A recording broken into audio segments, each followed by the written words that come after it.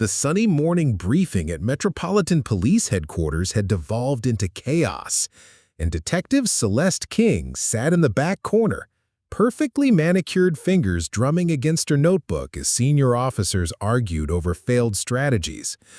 For 3 days, armed militants had held 12 hostages in the downtown financial district, and every tactical approach had crumbled. What none of the seasoned commanders knew was that the blonde woman they dismissed as just another pretty face had already identified the solution that would end the standoff in the next 6 hours. She'd spent the last 72 hours analyzing behavioral patterns, studying building schematics, and developing a psychological profile that would prove her intellect was far more dangerous than her appearance suggested. Detective Celeste King had learned to weaponize people's assumptions about her appearance, though she'd never intended to become an expert in strategic invisibility. At 26, with platinum blonde hair, striking blue eyes, and the kind of delicate features that belonged on magazine covers rather than crime scenes, she'd discovered that looking like a model in a police uniform made her simultaneously visible and completely overlooked. The irony wasn't lost on her. Every morning, she applied her makeup with the precision of a military operation, styled her hair into a professional bun that somehow still managed to catch light, and pressed her uniform until it was crisp enough to cut glass. She understood that her appearance was both her greatest asset and her most significant obstacle in a profession where credibility was measured in scars, years of service, and the ability to intimidate suspects through physical presence alone. Metropolitan Police Department's downtown precinct buzzed with the controlled chaos of a major operation. The hostage situation had entered its 3rd day, and the pressure from city officials, media, and desperate families was reaching critical levels. Celeste navigated the crowded bullpen toward her desk, which sat strategically positioned near the back of the room where she could observe without being noticed. Her colleagues barely acknowledged her presence. Detective Marcus Rodriguez, a 15-year veteran with graying temples and a reputation for closing difficult cases, glanced up from his reports and offered a polite nod. Sergeant Williams, the unit's tactical coordinator, continued his phone conversation without interruption. Even the junior officers, men who joined the force after her, treated her with the distant courtesy reserved for someone whose presence was tolerated rather than valued. The disparity between her academic credentials and her daily assignments was a source of constant frustration. Celeste held a master's degree in criminal cytology from Cambridge, had graduated top of her class from the police academy, and possessed an analytical mind that could dissect complex behavioral patterns with surgical precision. Yet, 3 years into her career, she found herself relegated to victim interviews, paperwork reviews, and community outreach programs, while her male counterparts handled the cases that built careers and earned respect. Her desk drawers contained detailed psychological profiles she'd developed on active cases, behavioral analysis reports that her supervisors had deemed interesting but not actionable, and strategic recommendations that had been politely filed away and forgotten. She'd learned to conduct her real investigative work in shadows, developing insights and solutions that she knew would be dismissed if presented through official channels. The current hostage crisis exemplified everything wrong with the department's approach to her contributions. While senior officers debated tactical entry points and negotiation strategies, Celeste had spent 3 sleepless nights analyzing every piece of available intelligence. She'd studied the militants' communication patterns, their demands, their behavioral responses to various negotiation approaches. She'd mapped the building's ventilation systems, identified potential psychological pressure points, and developed a comprehensive profile of the group's leader that revealed crucial vulnerabilities. None of this analysis had been requested, none of it would be acknowledged, but Celeste had learned that being prepared for opportunities meant creating her own chances to prove her value, even when those opportunities came disguised as disasters. Detective Thompson approached her desk carrying a stack of witness statements. his expression carrying the familiar mixture of professional courtesy and barely concealed condescension that had become routine in her interactions with colleagues. King, I need you to review these victim interviews from yesterday. Look for any inconsistencies or details that might be relevant. The assignment was typical, important enough to require attention, but peripheral enough that it could be handled by someone whose primary value was considered to be her ability to project empathy and approachability. Celeste accepted the files without complaint, understanding that her reputation for thoroughness meant that her review would be more comprehensive than anyone expected. As Thompson walked away, she heard him mutter to Rodriguez about how lucky they were to have someone who could handle the softer side of police work. The comment stung, not because it was intentionally cruel, but because it reduced 3 years of dedicated service and genuine expertise to her ability to project empathy and approachability. Celeste opened the first witness statement and began reading, her trained mind automatically cataloging details and cross-referencing information with the profiles she'd been developing. What she discovered in those seemingly routine documents would prove that sometimes the most valuable intelligence comes from sources that others consider beneath their attention, analyzed by minds that others underestimate due to the packaging they come wrapped in. What her colleagues didn't know was that Celeste King had been preparing for exactly this type of crisis for 3 years, building expertise that extended far beyond her assigned duties. Every evening after her shift ended, while her fellow officers went home to families or gathered at local bars to decompress, Celeste immersed herself in advanced studies that the department neither required nor encouraged. Her apartment had been transformed into an unofficial research center. One wall displayed a complex web of string connecting photographs, psychological profiles, and case studies from hostage situations worldwide. Another corner housed stacks of academic journals on behavioral psychology, crisis negotiation, and tactical analysis. Her computer contained detailed databases of successful and failed hostage resolutions, each one meticulously analyzed for patterns and strategic insights. Celeste had taught herself to read micro-expressions, studying thousands of hours of interrogation footage to understand the subtle facial cues that revealed deception, fear, and psychological pressure points. She'd completed online courses in criminal psychology from universities across Europe, earning certifications that her supervisors were unaware she possessed. Her personal library contained works by legendary profilers, negotiation experts, and tactical psychologists whose methodologies she'd adapted and refined through obsessive study. The preparation hadn't been random. Celeste understood that her appearance would always limit the opportunities she'd be given through official channels, so she'd decided to become so thoroughly prepared that when crisis demanded expertise, her knowledge would be undeniable. She'd studied building schematics for every major structure in the downtown area, memorizing exit routes, ventilation systems, and structural vulnerabilities.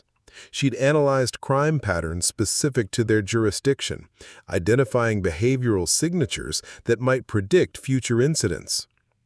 Her real breakthrough had come 18 months earlier when she'd begun developing a psychological mapping system that could predict criminal behavior with remarkable accuracy.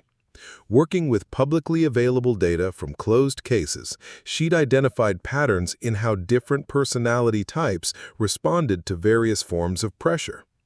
Her system could analyze communication patterns, demand structures, and behavioral escalations to create tactical recommendations that conventional negotiation techniques often missed. The current hostage crisis provided the perfect test case for her methods. Within 6 hours of the initial incident, Celeste had compiled a comprehensive psychological profile of the militant group's leader based entirely on his communication patterns and demand structure. Her analysis suggested that Volkov, the 34-year-old former military contractor leading the group, exhibited classic signs of abandonment trauma, combined with paranoid ideation stemming from perceived betrayals by authority figures. More importantly, her profile indicated that Volkov's psychological triggers were fundamentally different from those typically addressed by standard negotiation protocols. While conventional wisdom suggested applying pressure through deadline ultimatums and demonstrations of overwhelming force, her analysis showed that such approaches would likely trigger Volkov's abandonment trauma and push him toward violent escalation. Instead, her research suggested that Volkov would respond to strategic validation of his grievances, combined with carefully crafted opportunities for him to maintain psychological control while moving toward resolution. The key wasn't to corner him, but to provide him with a narrative framework that allowed him to view surrender as strategic victory rather than humiliating defeat. Celeste had also identified crucial intelligence that the department's conventional investigation had missed. By analyzing social media patterns, financial records, and known associates, she'd discovered that Volkov's group wasn't primarily motivated by political ideology, but by personal revenge against specific individuals within the financial institution they'd targeted. This distinction was critical because it meant their demands were negotiable in ways that ideological motivations wouldn't be. Her preparation extended to tactical considerations as well. She'd studied the seized building's architectural plans until she could navigate its layout blindfolded, identifying not just obvious entry points, but subtle vulnerabilities that could be exploited for psychological advantage. She'd mapped sight lines, acoustic properties, and environmental factors that could influence the militant's psychological state throughout extended negotiations.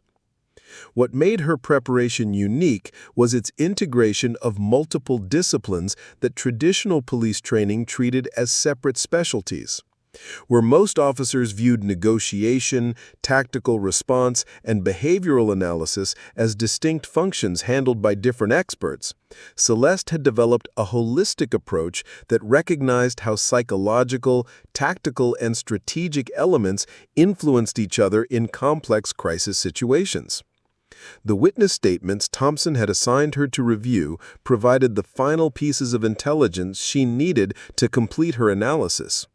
Buried within routine victim interviews were crucial details about Volkov's behavior during the initial seizure of the building, microexpressions and speech patterns that confirmed key elements of her psychological profile and revealed specific emotional triggers that could be leveraged during negotiation.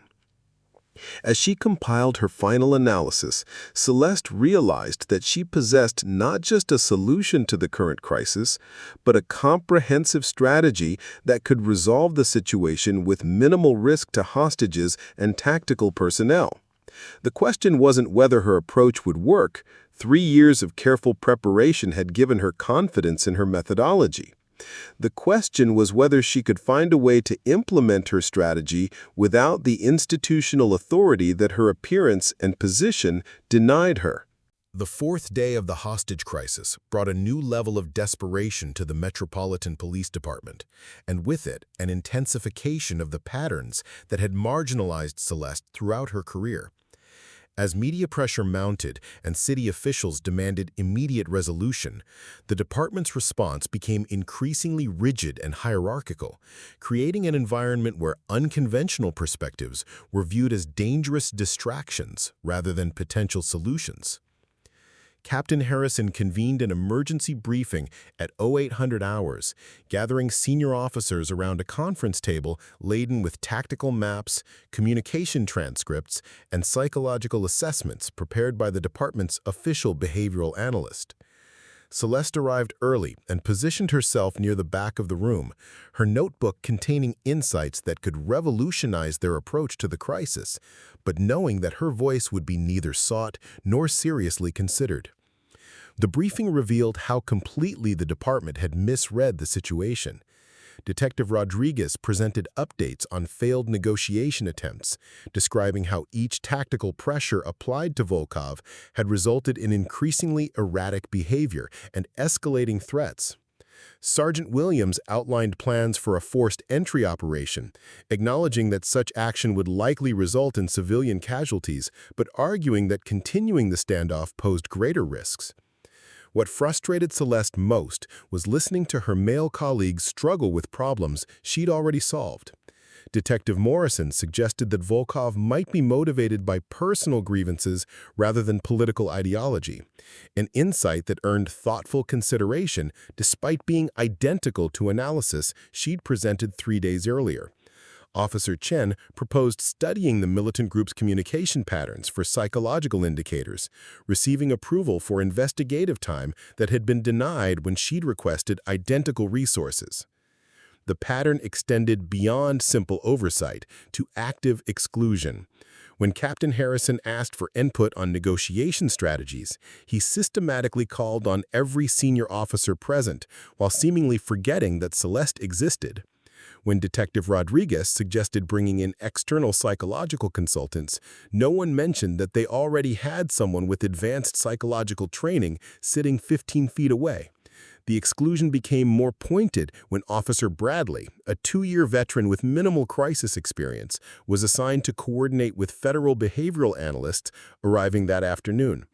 Meanwhile, Celeste was tasked with updating victim family notifications, busy work that kept her away from strategic planning sessions where her expertise was desperately needed. The irony reached absurd levels during a discussion of Volkov's psychological profile.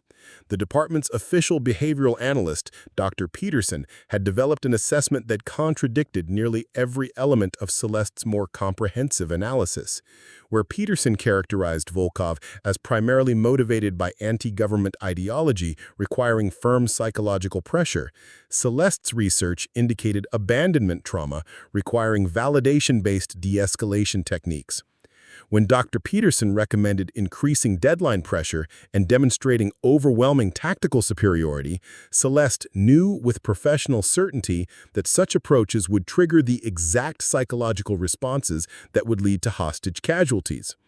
But her attempts to share alternative perspectives were met with polite dismissal and suggestions that she focus on her assigned duties rather than areas outside her expertise. The situation deteriorated further when Detective Thompson approached her desk with additional administrative tasks designed to keep her occupied while real police work continued elsewhere. His instructions were delivered with the same patronizing tone she'd endured for 3 years, treating her like a helpful assistant rather than a trained investigator with specialized knowledge relevant to their current crisis. The most maddening aspect was overhearing conversations between her colleagues about how lucky they were to have someone reliable handling these support functions, while experienced officers dealt with tactical complexities. These comments revealed how thoroughly her contributions had been categorized as peripheral, her analytical capabilities invisible to minds that couldn't reconcile her appearance with serious investigative work. As the day progressed, Celeste watched federal agents arrive with specialized equipment and advanced degrees in exactly the fields where she'd developed her own expertise. These outside experts were immediately integrated into strategic planning sessions, their recommendations received with respect that her identical insights had never earned. The message was unmistakable. Expertise was only valuable when it came packaged in forms that matched institutional expectations. The breaking point came during an afternoon briefing where Captain Harrison outlined plans for tactical escalation based on Dr. Peterson's psychological assessment. As she listened to strategies that her analysis predicted would result in civilian casualties, Celeste realized that the department's inability to see her capabilities wasn't just professionally frustrating, it was about to become literally deadly. Her 3 years of preparation had created a solution that could save lives, but institutional blindness was preventing that solution from being implemented. The crisis was entering its most dangerous phase, and the people with authority to make life or death decisions were operating with incomplete information while dismissing the person in their midst who possessed the missing pieces. The exclusion was no longer about her career prospects or professional recognition. It was about 12 innocent hostages whose survival depended on psychological insights that only she possessed, trapped in a system that valued credentials over capability and appearance over analysis. The fourth day of the hostage crisis brought a new level of desperation to the Metropolitan Police Department, and with it, an intensification of the patterns that had marginalized Celeste throughout her career. As media pressure mounted and city officials demanded immediate resolution, the department's response became increasingly rigid and hierarchical, creating an environment where unconventional perspectives were viewed as dangerous distractions rather than potential solutions. Captain Harrison convened an emergency briefing at 0800 hours, gathering senior officers around a conference table laden with tactical maps, communication transcripts, and psychological assessments prepared by the department's official behavioral analyst. Celeste arrived early and positioned herself near the back of the room, her notebook containing insights that could revolutionize their approach to the crisis, but knowing that her voice would be neither sought nor seriously considered. The briefing revealed how completely the department had misread the situation. Detective Rodriguez presented updates on failed negotiation attempts, describing how each tactical pressure applied to Volkov had resulted in increasingly erratic behavior and escalating threats. Sergeant Williams outlined plans for a forced entry operation, acknowledging that such action would likely result in civilian casualties, but arguing that continuing the standoff posed greater risks. What frustrated Celeste most was listening to her male colleagues struggle with problems she'd already solved. Detective Morrison suggested that Volkov might be motivated by personal grievances rather than political ideology, an insight that earned thoughtful consideration despite being identical to analysis she'd presented 3 days earlier. Officer Chen proposed studying the militant group's communication patterns for psychological indicators, receiving approval for investigative time that had been denied when she'd requested identical resources. The pattern extended beyond simple oversight to active exclusion. When Captain Harrison asked for input on negotiation strategies, he systematically called on every senior officer present while seemingly forgetting that Celeste existed. When Detective Rodriguez suggested bringing in external psychological consultants, no one mentioned that they already had someone with advanced psychological training sitting 15 feet away. The exclusion became more pointed when Officer Bradley, a 2-year veteran with minimal crisis experience, was assigned to coordinate with federal behavioral analysts arriving that afternoon. Meanwhile, Celeste was tasked with updating victim family notifications, busy work that kept her away from strategic planning sessions where her expertise was desperately needed. The irony reached absurd levels during a discussion of Volkov's psychological profile. The department's official behavioral analyst, Dr. Peterson, had developed an assessment that contradicted nearly every element of Celeste's more comprehensive analysis. Where Peterson characterized Volkov as primarily motivated by anti-government ideology requiring firm psychological pressure, Celeste's research indicated abandonment trauma requiring validation-based de-escalation techniques. When Dr. Peterson recommended increasing deadline pressure and demonstrating overwhelming tactical superiority, Celeste knew with professional certainty that such approaches would trigger the exact psychological responses that would lead to hostage casualties. But her attempts to share alternative perspectives were met with polite dismissal and suggestions that she focus on her assigned duties rather than areas outside her expertise. The situation deteriorated further when Detective Thompson approached her desk with additional administrative tasks designed to keep her occupied while real police work continued elsewhere. His instructions were delivered with the same patronizing tone she'd endured for 3 years, treating her like a helpful assistant rather than a trained investigator with specialized knowledge relevant to their current crisis. The most maddening aspect was overhearing conversations between her colleagues about how lucky they were to have someone reliable handling the support functions, while experienced officers dealt with tactical complexities.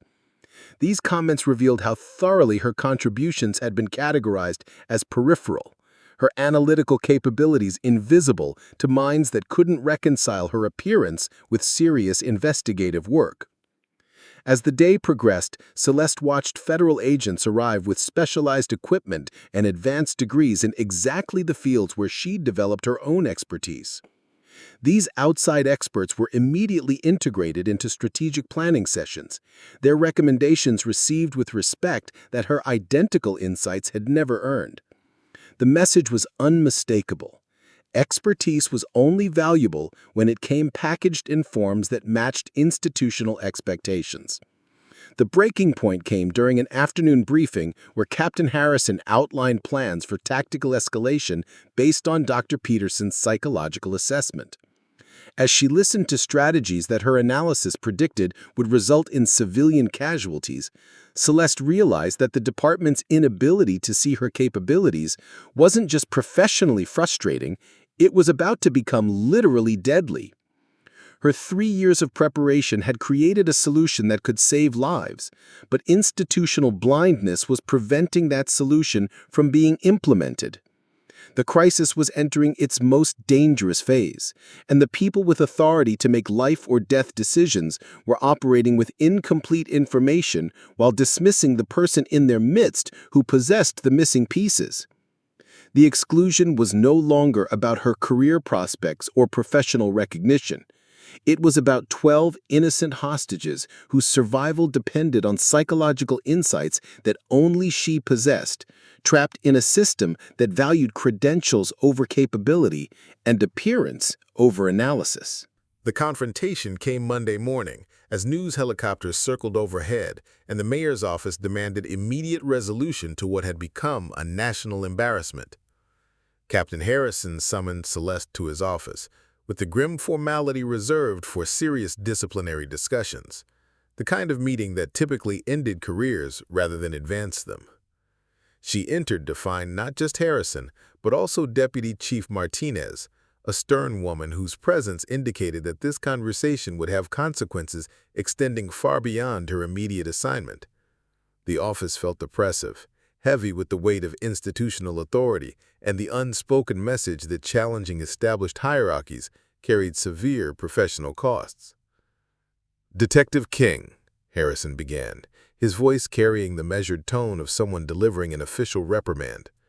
"Your behavior during this crisis has raised serious concerns about your understanding of proper departmental procedures and professional boundaries." Deputy Chief Martinez leaned forward, her expression leaving no doubt about the gravity of the situation. "We've received multiple reports that you've been attempting to insert yourself into tactical planning processes, questioning established psychological assessments, and operating outside your assigned area of responsibility. This kind of behavior undermines departmental effectiveness and cannot continue." The accusations felt like physical blows, each one twisting her 3 years of dedicated service into evidence of professional misconduct.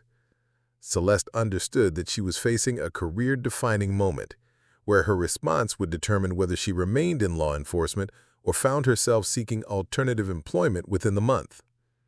"Ma'am," she replied, keeping her voice steady despite the adrenaline flooding her system. "I've been trying to contribute insights that might help resolve the crisis.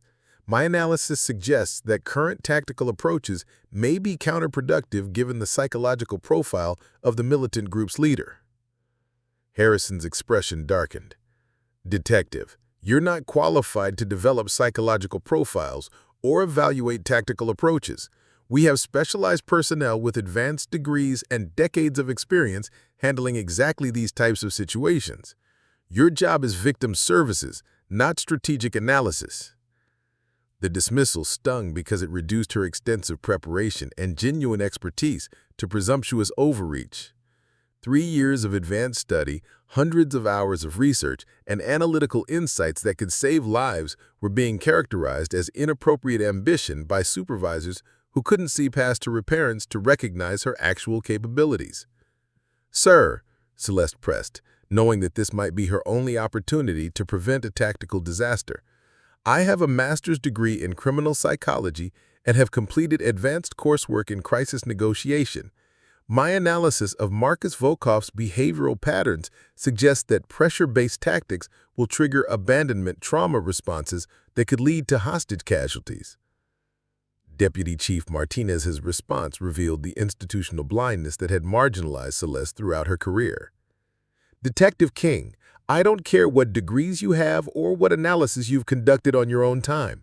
This department has clear chains of command and specialized roles for a reason. When officers decide for themselves which orders to follow and which expertise to trust, we have chaos instead of effective police work." The conversation crystallized everything wrong with the department's approach to her contributions. Her academic credentials were dismissed as irrelevant, her analytical insights characterized as unauthorized interference, and her attempts to prevent civilian casualties reframed as subordination. The system valued compliance over competence, hierarchy over results. Harrison leaned back in his chair, studying her with the expression of someone evaluating a problematic subordinate. "Detective, you're being reassigned effective immediately. You'll report to administrative services where your attention to detail can be properly utilized in records management. This crisis will be resolved by personnel with appropriate qualifications and experience." The reassignment felt like professional exile, a clear message that challenging institutional assumptions carried consequences that extended far beyond the immediate situation. Celeste was being removed not because she lacked capability, but because her capabilities threatened the comfortable hierarchies that defined departmental culture. "Ma'am," she said, making one final attempt to break through institutional resistance, 12 hostages are going to die if we continue with psychological pressure tactics. Marcus Volkov's profile indicates abandonment trauma that makes him particularly susceptible to validation-based de-escalation rather than intimidation strategies." Deputy Chief Martinez stood, indicating that the conversation was over. "Detective King, your transfer is non-negotiable. Clear out your disk and report to administrative services by noon. Any further attempts to involve yourself in tactical planning will result in formal disciplinary action." As Celeste left the office, she understood that she had crossed the line from which there was no return through official channels. The department had made it clear that her insights, regardless of their accuracy or potential value, would not be welcome in any form.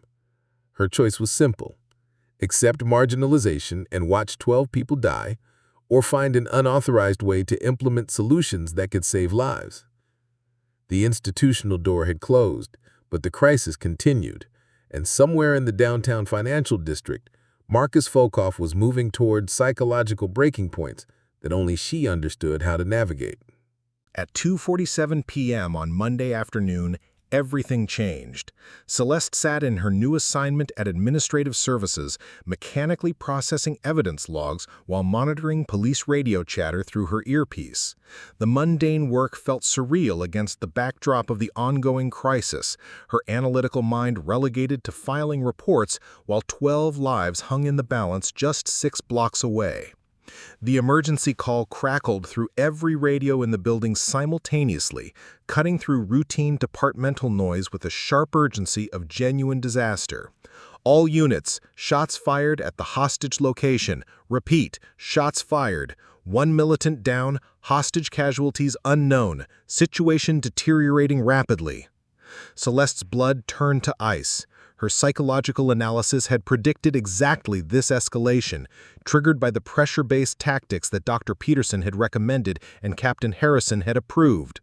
Marcus Volkov's abandonment trauma responses were manifesting precisely as her research had indicated they would, with violence directed both outward, toward perceived threats, and inward, toward his own team members.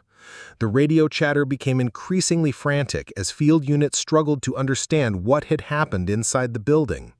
Initial reports suggested that Volkov had shot one of his own militants during an argument about surrender negotiations, a development that confirmed her analysis about his deteriorating psychological state and increasing paranoia about betrayal.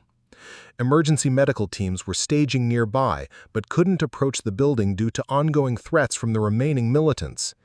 The FBI's tactical team was preparing for immediate forced entry, a response that Celeste knew would trigger the catastrophic escalation that her research had been designed to prevent. Volkov's psychological profile indicated that perceived abandonment or betrayal would push him toward a murder-suicide conclusion rather than surrender. She abandoned her administrative duties and rushed toward the command center, her heart hammering against her ribs as she processed the implications of what was unfolding. Everything she'd warned about was happening exactly as her analysis had predicted, while the people with authority to change tactics remained committed to approaches that would only worsen the situation. The command center was chaos. Captain Harrison stood at the center, coordinating with federal agents while Deputy Chief Martinez managed media communications. Maps covered every surface, radio communications overlapped in urgent bursts, and the tension in the room was thick enough to taste. Everyone present understood that they were facing the kind of crisis that ended careers and haunted consciences. Dr. Peterson was explaining to federal behavioral analysts why increased tactical pressure would force Volkov towards surrender, an assessment that made Celeste want to scream. Every element of his analysis contradicted her more comprehensive psychological profile, and his recommendations were precisely the wrong approach for someone exhibiting paranoid ideation and abandonment trauma responses. The subject is showing classic signs of leadership breakdown, Peterson explained to the assembled tactical team. Increased tactical pressure and demonstration of overwhelming force should accelerate his decision-making process towards surrender rather than continued resistance. Celeste knew with professional certainty that Peterson's assessment would lead to civilian casualties within hours. Volkov's psychological profile indicated that tactical pressure would trigger his abandonment trauma and push him toward violence against hostages as a means of maintaining psychological control in a situation where he felt cornered and betrayed. She abandoned her administrative duties and rushed toward the command center, her heart hammering against her ribs as she processed the implications of what was unfolding. Everything she'd warned about was happening exactly as her analysis had predicted, while the people with authority to change tactics remained committed to approaches that her research indicated would fail catastrophically. The command center was chaos. Captain Harrison stood at the center, coordinating with federal agents while Deputy Chief Martinez managed media communications. Maps covered every surface, radio communications overlapped in urgent bursts, and the tension in the room was thick enough to taste. Everyone present understood that they were facing the kind of crisis that ended careers and haunted consciences. Dr. Peterson was explaining to federal behavioral analysts why increased tactical pressure would force Volkov towards surrender, an assessment that made Celeste want to scream. Every element of his analysis contradicted her more comprehensive psychological profile, and his recommendations were precisely the wrong approach for someone exhibiting paranoid ideation and abandonment trauma responses. The subject is showing classic signs of leadership breakdown, Peterson explained to the assembled tactical team. Increased tactical pressure and demonstration of overwhelming force should accelerate his decision-making process towards surrender rather than continued resistance. Celeste knew with professional certainty that Peterson's assessment would lead to civilian casualties within hours. Volkov's psychological profile indicated that tactical pressure would trigger his abandonment trauma and push him toward violence against hostages as a means of maintaining psychological control in a situation where he felt cornered and betrayed. She abandoned her administrative duties and rushed toward the command center, her heart hammering against her ribs as she processed the implications of what was unfolding. Everything she'd warned about was happening exactly as her analysis had predicted, while the people with authority to change tactics remained committed to approaches that her research indicated would fail catastrophically. Standing in the corridor outside the command center, listening to tactical plans that would inevitably result in civilian casualties, Celeste experienced a moment of crystalline clarity that would define the rest of her career. She understood with absolute certainty that she possessed the psychological insights necessary to resolve the crisis peacefully, while the institutional system was structurally incapable of implementing those insights. The recognition wasn't born from arrogance or desperation, but from 3 years of meticulous preparation, meeting the exact scenario she'd studied obsessively. Every element of the current situation aligned perfectly with her research on abandonment trauma responses, paranoid ideation patterns, and the specific psychological triggers that could either escalate or de-escalate hostage situations involving former military personnel. She pulled out her phone and accessed the comprehensive psychological profile she developed on Marcus Volkov, scrolling through behavioral analysis that had taken weeks to compile. The shooting of his own team member wasn't random violence, but a predictable response to perceived betrayal, triggered by the pressure tactics that Dr. Peterson had recommended. Volkov's military background and abandonment trauma made him particularly susceptible to specific de-escalation approaches that conventional negotiation training didn't address. More importantly, her analysis had identified a narrow window of opportunity that was rapidly closing. Volkov's psychological state would continue deteriorating under tactical pressure, but his communication patterns suggested that he was still capable of rational decision-making if approached through appropriate psychological frameworks. The key was validation of his grievances, combined with strategic opportunities for him to maintain dignity while moving toward resolution. Through the command center's glass walls, she could see federal agents coordinating an assault plan based on Dr. Peterson's assessment that continued pressure would force surrender. What they couldn't understand was that Volkov's psychological profile made him fundamentally different from typical hostage takers. His abandonment trauma meant that perceived threats would trigger defensive violence rather than rational calculation of odds. The radio chatter confirmed her worst fears about the tactical approach being implemented. Teams were positioning for forced entry while negotiators applied deadline pressure designed to corner Volkov into submission. Every element of their strategy was precisely wrong for someone with his psychological profile, guaranteed to trigger the trauma responses that would lead to hostage casualties. Celeste realized that her moment of recognition carried both opportunity and terrible responsibility.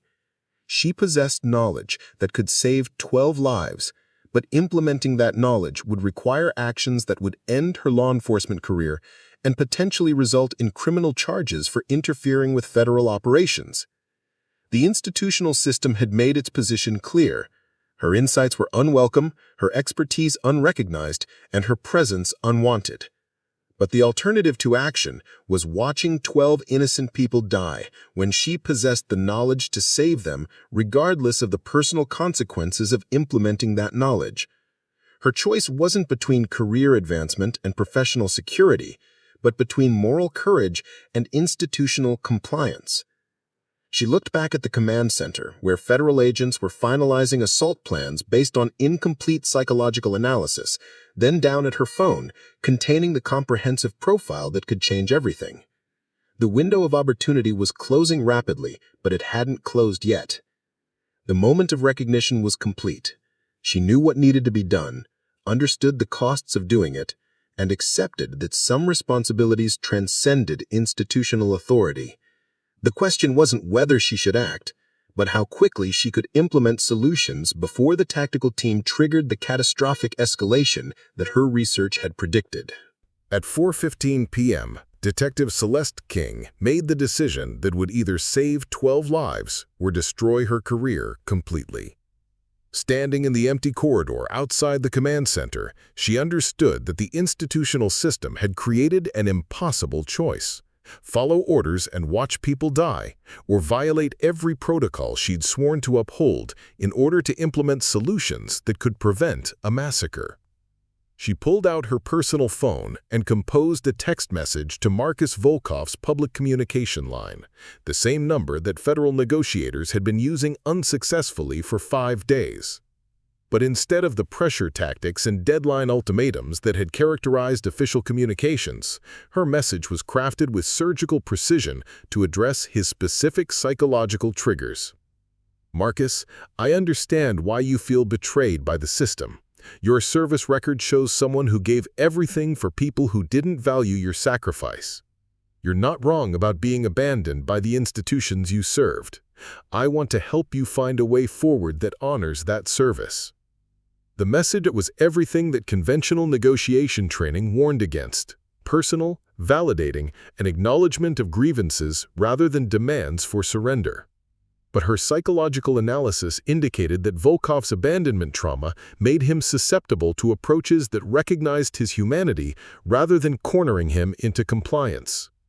Within minutes, her phone buzzed with a response. "Who is this? You're not like the others." Celeste's heart hammered as she realized that her analysis had been correct. Volkov was responding to validation-based communication in ways that he hadn't responded to pressure tactics. His questions suggested curiosity rather than the increasing paranoia that had characterized his interactions with official negotiators. She typed carefully, knowing that every word could determine whether this communication led to peaceful resolution or accelerated disaster. "I'm someone who understands what it's like to be underestimated by institutions that should value your capabilities. I've studied your background, Marcus. You're not a terrorist. You're someone who got pushed past your breaking point by a system that failed you." The response came quickly. "They're planning to storm the building. I can see the tactical team's positioning. If they come in, people will die." Celeste felt ice in her veins. Volkov's awareness of the tactical preparation meant that the federal assault plan had lost the element of surprise, making forced entry even more likely to result in casualties. His message also revealed the crucial intelligence that he was still thinking strategically rather than purely emotionally, creating opportunities for negotiated resolution. She made her second defiant decision, knowing that it would cross lines that couldn't be uncrossed. Instead of reporting Volkov's communication to the command center, she continued the unauthorized negotiation, understanding that her psychological insights represented the hostage's best chance for survival. "The tactical teams don't understand who you really are," she texted. "They see a situation that needs to be resolved through force. But I see someone who served his country with honor and got abandoned by the system he protected. There's still a way for this to end that proves you were right about institutional betrayal without proving their assumptions about you." Her phone remained silent for several minutes that felt like hours. Through the command center windows, she could see federal agents making final preparations for assault, their body language indicating the tactical deployment was imminent. If Volkov didn't respond soon, or if his response showed continued deterioration, 12 people would die in the crossfire of institutional incompetence and psychological trauma. The response when it came changed everything. "How do I know you're not just another manipulation? Everyone lies to get what they want." The question revealed the core of Volkov's psychological state. Trust had been so thoroughly broken that even genuine understanding was viewed through the lens of potential betrayal. But it also indicated that he was still capable of rational evaluation, still looking for authentic connection rather than surrendering to paranoid isolation. Celeste typed her most important message, knowing that her next words would determine whether her defiant decision led to salvation or catastrophe. "Because I'm risking my career to communicate with you without authorization. The federal team doesn't know about this conversation. I'm not following their script because their script doesn't address who you really are." She hit send and waited, understanding that she just committed multiple federal crimes by conducting unauthorized hostage negotiations and concealing intelligence from federal agents. Her career in law enforcement was effectively over, regardless of how the crisis resolved. But 12 lives hung in the balance of whether Marcus Volkov could recognize authentic human connection through the layers of trauma and institutional betrayal that had brought him to this breaking point. The silence stretched, filled with the distant sound of helicopter rotors and the muffled urgency of tactical preparations. Somewhere in the downtown financial district, a damaged man was deciding whether to trust someone who'd risked everything to see him as human rather than target, while federal agents prepared to implement solutions that would confirm his worst assumptions about institutional betrayal. Marcus Volkov's response arrived at 4:43 p.m., and it changed the trajectory of the entire crisis. Meet me alone on the roof. No weapons, no wire, no backup. If you're lying about understanding, if this is just another setup, then everyone dies. You have 10 minutes. Celeste stared at the message, understanding that she was being offered an opportunity that violated every principle of crisis management, while representing the only realistic chance for peaceful resolution. Volkov's demand for face-to-face communication revealed both his desperation for authentic human connection and his deteriorating trust in institutional intermediaries. She looked through the command center windows at federal agents coordinating assault plans, knowing that they would never approve unauthorized direct contact with an armed militant. Their protocols existed for good reasons. Solo negotiations were unpredictable, dangerous, and violated established safety procedures. But those same protocols had created the psychological pressure that was driving Volkov toward violence. The impossible journey began with a single step toward the building's stairwell, her phone containing psychological insights that could save 12 lives and tactical intelligence that could end her career.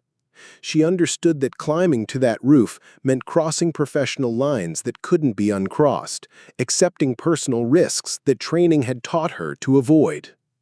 The 40-story building felt endless as she climbed, each floor representing another violation of protocol, another step away from institutional safety toward personal responsibility for outcomes that should have been handled by specialized teams. Her legs burned from the sustained effort, but her mind remained crystalline clear about what needed to be accomplished. At the 20th floor, she paused to check her phone for updates from Volkov, finding a message that made her blood run cold. The tactical team is moving into position. If they breach the building before you reach the roof, I'll consider our conversation terminated permanently. The threat was clear, but also revealed crucial intelligence about Volkov's psychological state. He was still thinking strategically rather than purely emotionally, still evaluating situations and making rational decisions despite his deteriorating cognitive function. This cognitive function meant that appropriate psychological approaches could still influence his behavior. Celeste increased her pace, taking stairs 2 at a time while monitoring radio chatter through her earpiece. Federal agents were implementing their assault plan with military precision, unaware that their target was negotiating separately with someone whose analysis suggested completely different approaches to resolution. The climb became a race against institutional momentum and psychological deterioration. Every floor brought her closer to a confrontation that could either validate 3 years of preparation or confirm her colleagues' assumptions about her limitations. The physical challenge paled compared to the intellectual and emotional demands of what awaited her on the roof. By the 35th floor, her radio chatter indicated that federal agents had begun their approach to the building. Volkov would interpret tactical movement as betrayal, triggering the abandonment trauma responses that her analysis had identified as his primary psychological vulnerability. Time was running out for peaceful resolution. She reached the roof access door at 4:52 p.m., 8 minutes after Volkov's ultimatum, her heart hammering from sustained physical exertion and acute awareness that the next few minutes would determine whether 12 people lived or died. The door was unlocked, a detail that suggested Volkov had prepared for this meeting while maintaining security protocols that protected his position. The roof opened before her like a stage set for the final act of the tragedy that could still become a redemption story. Marcus Volkov stood near the building's edge, a figure whose military bearing was visible despite his civilian clothes and obvious psychological distress. Behind him, the city sprawled in afternoon sunlight, emergency vehicles visible as tiny dots surrounding the building. He turned as she emerged from the stairwell, his expression carrying the complex mixture of hope and suspicion that characterized someone whose trust had been systematically destroyed but who still craved authentic human connection. This was the moment her 3 years of preparation had been building toward, a face-to-face encounter with someone whose psychological profile she understood better than the federal agents who'd spent 5 days trying to pressure him into surrender. "You came alone," he said, his voice carrying surprise that suggested his expectations about institutional behavior had been challenged by her willingness to risk personal safety for authentic communication. "I told you I understood. Everything I said about institutional betrayal, about being underestimated and abandoned, I meant it." The impossible journey had brought her to this moment where psychological theory would meet human reality, where 3 years of hidden preparation would either prove its value or expose its limitations. Standing on that roof, facing a man whose trauma had driven him to desperate measures, she understood that the next phase of the crisis would test everything she'd learned about human psychology and institutional failure. Below them, tactical teams were implementing solutions based on incomplete analysis, while above them, two people who'd been systematically underestimated by their respective institutions prepared to determine whether understanding could triumph over force. The conversation that would determine 12 lives began with Marcus Volkov studying Celeste's face, searching for signs of deception or manipulation that his trauma had taught him to expect from institutional representatives. What he found instead was someone whose eyes reflected the same frustration with systemic dismissal that had driven him to desperate measures. "They think I'm a terrorist," he said quietly, his voice carrying the exhaustion of someone who'd spent 5 days fighting battles on multiple fronts. 5 years of military service, 3 deployments, and now I'm just another threat to be neutralized because I demanded accountability for what they did to my unit.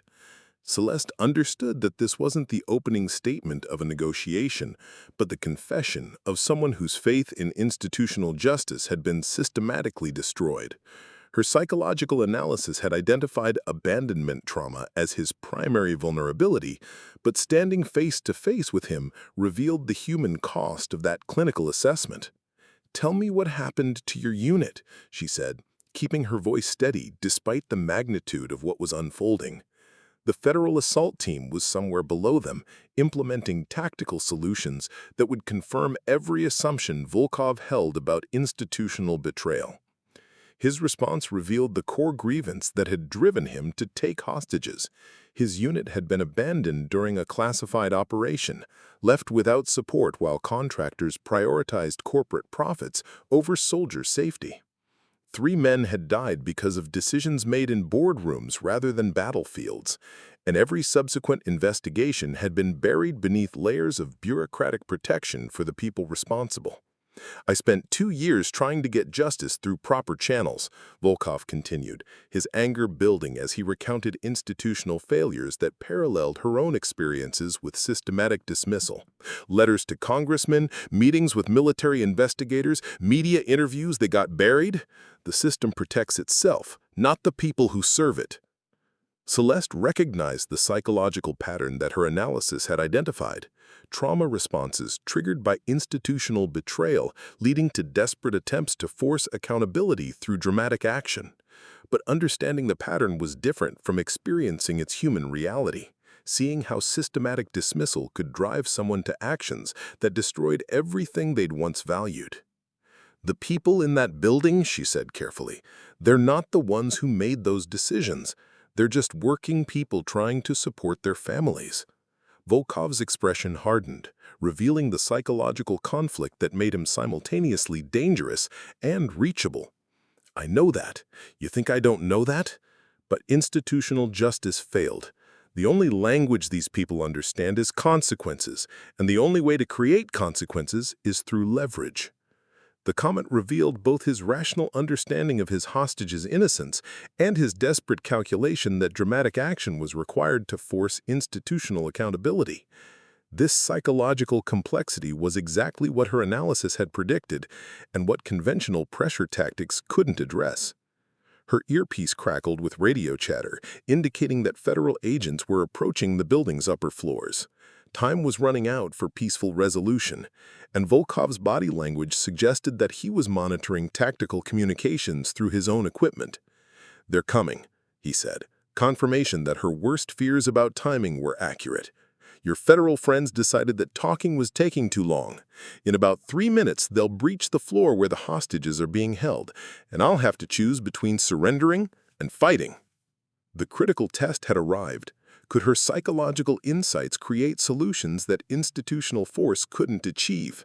Volkov's trauma made surrender feel like validation of the betrayal that had destroyed his faith in justice, while fighting represented the ultimate confirmation of institutional assumptions about his character. "There's a third option," Celeste said, her voice carrying conviction born from 3 years of preparation for exactly this moment. "Prove that you're better than the system that failed you. Show them that someone who truly served his country can find ways to protect innocent people even when seeking justice." Volkov's expression shifted, revealing the internal conflict between his desire for accountability and his genuine commitment to values that his military service had instilled. This was the psychological leverage point that her analysis had identified. His core identity as a protector conflicted with actions that endangered innocent people. "How do I get justice if I surrender?" he asked, the question revealing that he was still thinking strategically rather than purely emotionally. "How do I make sure that what happened to my unit doesn't happen to others?" The question represented the opening that her psychological analysis had predicted would emerge if Volkov could be reached through validation rather than pressure. His rational mind was still functioning, still looking for ways to achieve legitimate objectives through means that didn't require violence against innocent people. Celeste's response would determine whether 3 years of preparation could create solutions that conventional tactics couldn't achieve, whether understanding human psychology could succeed where institutional force was certain to fail. The descent from the roof took 43 minutes and transformed both the crisis and everyone involved. As Celeste and Marcus Volkov walked down floor by floor, documenting his testimony and coordinating peaceful hostage release, federal agents found themselves implementing a resolution strategy that no tactical manual had prepared them for. Captain Harrison's voice crackled through her earpiece as they reached the 20th floor. "Detective King, explain your current status and location immediately." "Sir," she replied, her voice steady despite the magnitude of what she was coordinating. "I'm escorting Marcus Volkov to surrender. All hostages are being released unharmed, and we have documented testimony about institutional failures that led to this crisis." The silence that followed revealed the complexity of her position. She had succeeded where federal experts had failed, but through methods that violated every protocol her department valued. The institutional system was discovering that its most marginalized member had possessed capabilities that could have prevented 5 days of crisis if anyone had bothered to listen. By the 15th floor, all 12 hostages had been released and were receiving medical attention. The federal assault team found themselves securing a building where their target was voluntarily surrendering through psychological de-escalation rather than tactical pressure. The outcome validated everything Celeste had argued about Volkov's psychological profile while exposing the limitations of conventional crisis management approaches. Deputy Chief Martinez met them in the lobby, her expression carrying the complex mixture of relief and institutional concern that defined moments when unauthorized success challenged established hierarchies. "Detective King, you've created a significant legal and procedural situation that will require extensive review." Celeste understood that her career was over, regardless of the positive outcome. She had violated federal protocols, conducted unauthorized negotiations, and exposed institutional incompetence in ways that could not be overlooked or forgiven. But 12 families would sleep peacefully knowing their loved ones had survived, and Marcus Volkov's testimony would expose the corruption that had driven him to desperate measures. The media response was immediate and overwhelming. Within hours, news outlets were reporting the unprecedented resolution of a hostage crisis through psychological insight rather than tactical force. Celeste found herself at the center of discussions about police training, crisis management, and the institutional blindness that had nearly resulted in civilian casualties. More importantly, Volkov's documented testimony reached exactly the oversight officials that she had promised. Within weeks, congressional investigations had begun into the contractor fraud that had killed his unit members. the Inspector General's office opened formal inquiries into the cover-up that had denied justice for 2 years. The story that institutional systems had tried to bury became front-page news that could no longer be silenced. The personal cost was significant, but manageable. Celeste was dismissed from the Metropolitan Police Department for violating federal protocols and conducting unauthorized crisis negotiations. The termination was expected and accepted as the price of choosing lives over compliance with dysfunctional institutional hierarchies. But 12 families would sleep peacefully knowing their loved ones had survived, and Marcus Volkoff's testimony would expose the corruption that had driven him to desperate measures. The personal cost was significant but manageable. Celeste was dismissed from the Metropolitan Police Department for violating federal protocols and conducting unauthorized crisis negotiations. The termination was expected and accepted as the price of choosing lives over compliance with dysfunctional institutional hierarchies. But the professional consequences created unexpected opportunities. Federal agencies began recruiting her for specialized crisis management positions that valued psychological insight over conventional tactical approaches. Academic institutions offered research positions studying the intersection of trauma psychology and institutional effectiveness. Private security firms sought her expertise in de-escalation techniques that could prevent situations from requiring force. 6 months later, Dr. Celeste King stood before a packed auditorium at the Federal Law Enforcement Training Center, delivering a lecture on psychological profiling in crisis situations to agents who had once dismissed her insights as inappropriate overreach. Her appearance still drew skeptical glances from some attendees, but her documented success in preventing civilian casualties had earned respect that her credentials alone never could have achieved. The most dangerous assumption in crisis management, she told the assembled agents, is believing that someone's appearance determines their capabilities. The second most dangerous assumption is believing that institutional protocols are more important than human lives. The transformation extended beyond her personal career to broader changes in how police departments approached crisis management. Police departments began integrating psychological analysis into tactical planning. Federal agencies revised protocols to include validation-based negotiation techniques alongside traditional pressure tactics. Training programs started teaching officers to recognize when conventional wisdom needed to be challenged by alternative perspectives. Marcus Volkoff, meanwhile, had become a prominent advocate for military contractor accountability and veteran support services. His testimony had resulted in congressional legislation strengthening oversight of private military companies. The justice that had been denied through conventional channels was finally achieved through the crisis that had brought them together. Standing at the podium, looking out at agents whose lives might someday depend on lessons learned from a hostage crisis that ended through understanding rather than force, Celeste understood that being underestimated had ultimately become her greatest strength. When institutions couldn't see her capabilities, she'd been free to develop solutions that conventional thinking couldn't imagine. The blonde woman they'd dismissed as just another pretty face had proven that tactical genius could emerge from the most unexpected sources, transforming crisis management through insights that saved lives and changed how institutions approached human complexity. Up next, you've got 2 more standout stories right on your screen. If this one hit the mark, you won't want to pass these up. Just click and check them out. And don't forget to subscribe and turn on the notification bell so you don't miss any upload from us.